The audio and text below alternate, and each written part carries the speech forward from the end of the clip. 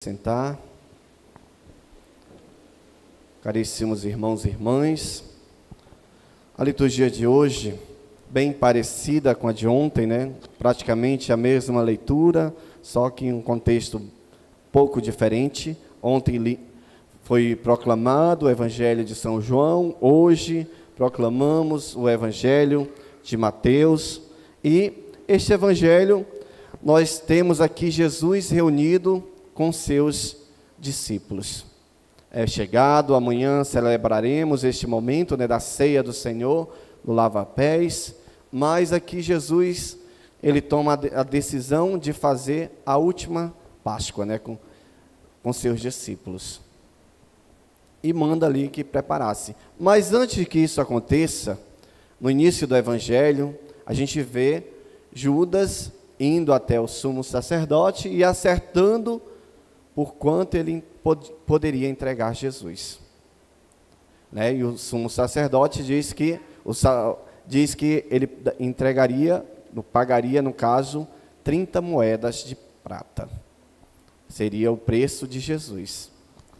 Esse preço de 30 moedas de prata é o que valia um escravo. Então Judas rebaixou a Jesus a um nível tão baixo, né, de um escravo. Não é desmerecendo nenhuma pessoa que foi escravizada, que é escravizada até hoje, que tem ainda em alguns lugares, né, pessoas escravizadas, mas rebaixou Deus a um escravo também, né, no mesmo valor.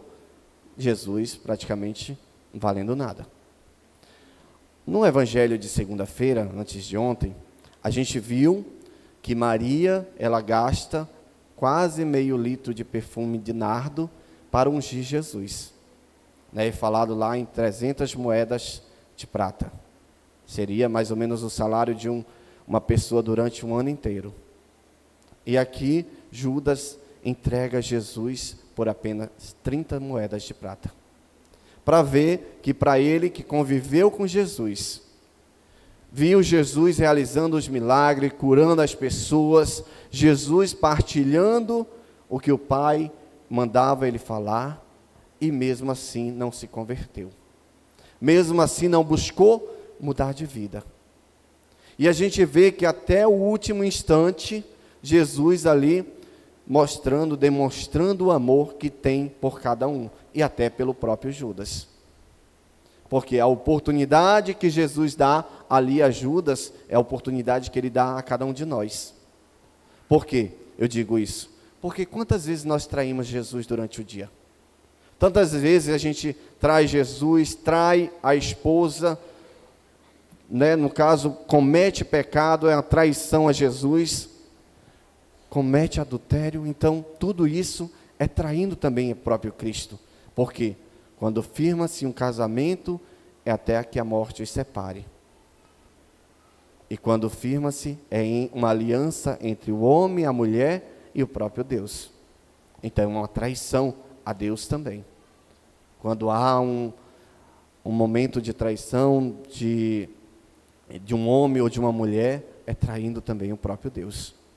A gente tem que refletir o que nós estamos fazendo, quais as nossas ações que estão nos tirando da presença do Senhor, de diante de Deus. Aqui Judas obteve, né, o êxito que ele queria.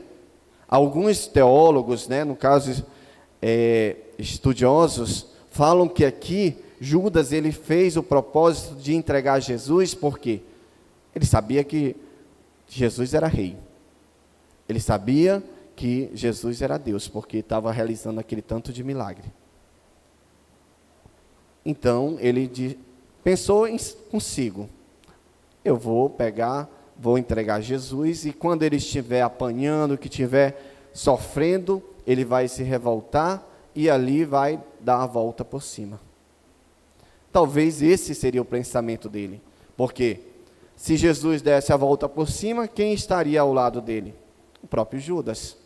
Foi quem entregou, quem fez tudo ali para que ele se rebelasse e ali se tornasse o rei que ele queria.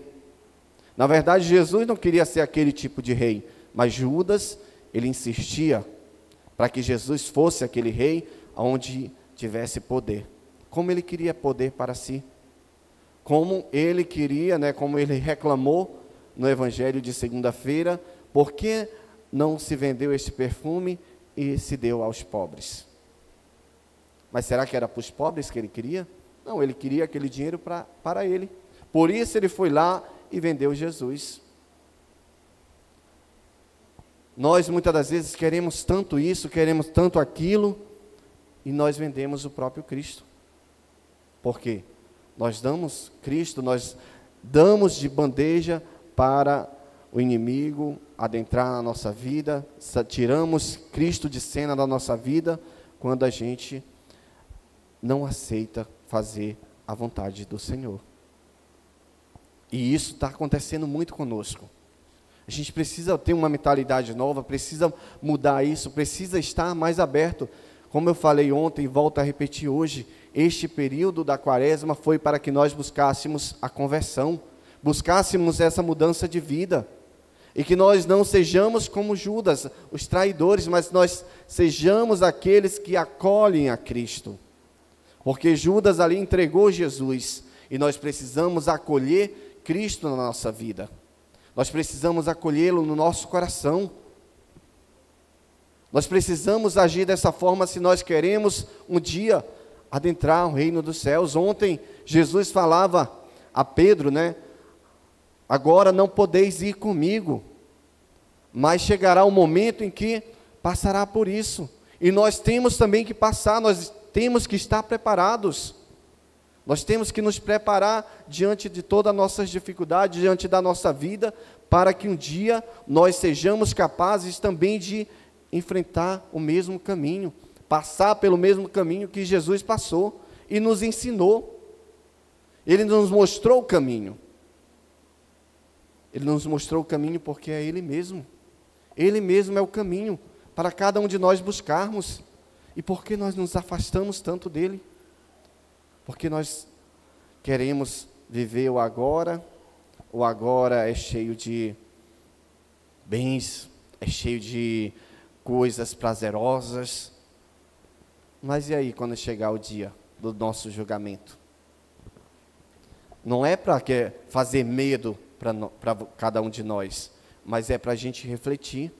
Vai chegar um dia, vai chegar o dia em que nós precisamos prestar conta diante do Senhor. Judas ali podia prestar conta diante de Jesus porque estava na sua presença, e ele não quis, ele preferiu lá entregar Jesus. Por isso nós temos que estar diante do Senhor e temos que prestar contas ainda quanto é tempo. Aproveitamos a semana que teve, né, os 2 dias aqui na cidade de São Miguel, o mutirão de confissão. Ainda tem gente procurando o padre ainda para se confessar, não aproveitou naqueles dias, né? Aí está procurando, tá? A gente até atende, mas assim, o quanto antes, melhor. O quanto antes a gente buscar a conversão, melhor para cada um de nós.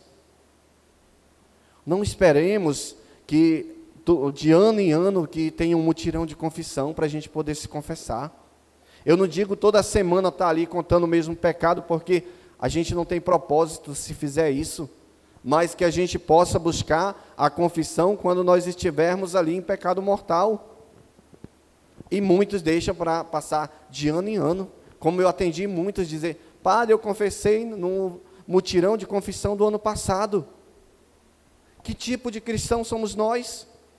Que buscamos de ano em ano, porque eu vou cumprir o mandamento, né, que a gente deve confessar-se pelo menos uma vez por ano. Mas e o pecado que nós estamos cometendo todo dia? Aonde é que fica? Aí eu vou lá, sofro um acidente, eu morro ali mesmo, de uma morte natural. O que eu poderia ter feito era me confessar, e eu deixei tanto tempo passar e não busquei. Mas é porque é vergonhoso. É sim, porque é errado o que a gente faz. O que nós cometemos, que é pecado, é errado diante do Senhor. Então, nós sentimos vergonha. É natural a gente sentir vergonha, mas não é desculpa também para a gente não buscar a conversão, não buscar a mudança de vida. Né? Jesus nos mostra o caminho, nos dá a oportunidade, nos fala no Evangelho como devemos agir, o amor que Ele nos mostra, que sempre está nos acolhendo, e a gente abandona Ele? Que tipo de cristãos, eu pergunto mais uma vez, nós queremos ser?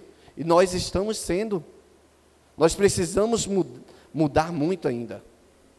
Nós precisamos nos converter muito, se nós queremos fazer segundo o Senhor nos ensina.